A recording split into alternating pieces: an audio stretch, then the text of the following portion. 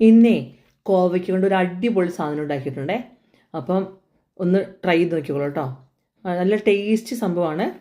അപ്പോൾ അതിനായിട്ട് ഞാൻ 1 കിലോ കോവയ്ക്ക അരിഞ്ഞെടുത്തിട്ടുണ്ട്. അതിലോട്ട് 2 സവോള ചെറുതാക്കി അരിഞ്ഞതും 3-4 പച്ചമുളകും കുറച്ച് കറിവേപ്പിലയും കുറച്ച് മഞ്ഞൾപ്പൊടി ആവശ്യത്തിന് ഉപ്പും കൂടെ ചേർത്തൊന്ന് മിക്സ് ചെയ്തു.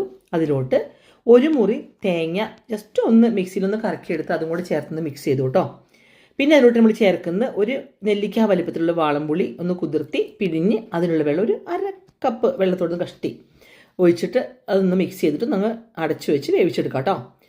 ഒന്ന് ഇടയ്ക്കൊന്ന് തുറന്ന് നോക്കിക്കോളോ. അതിൽ വെള്ളം ഒന്ന് വേവിച്ച് എന്നാലും ഇടയ്ക്ക് ഇളക്കി കൊടുക്കണേ. ആ വെള്ളം ഒന്ന് വറ്റി കഴിയുമ്പോൾ അതിലോട്ട് നമുക്ക്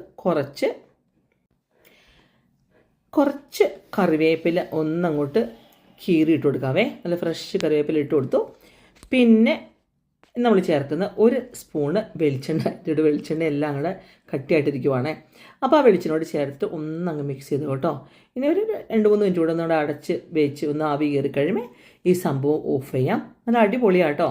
ഉപ്പ് ഒതുക്കെ നോക്കിക്കോളൂ. നല്ല ടേസ്റ്റ് ഉണ്ട്. വേറൊരു എന്താ പറയുക, ഒരു വെറൈറ്റി ടേസ്റ്റാണ്. അടിപൊളിയാണ് താനും. അപ്പോൾ എല്ലാവരും ട്രൈ ചെയ്ത് നോക്കിക്കോളൂ. ഒരു പ്രാവശ്യം ട്രൈ ചെയ്ത് നോക്കിയിട്ട് അഭിപ്രായം പറയണം കേട്ടോ. Thank you. ബൈ.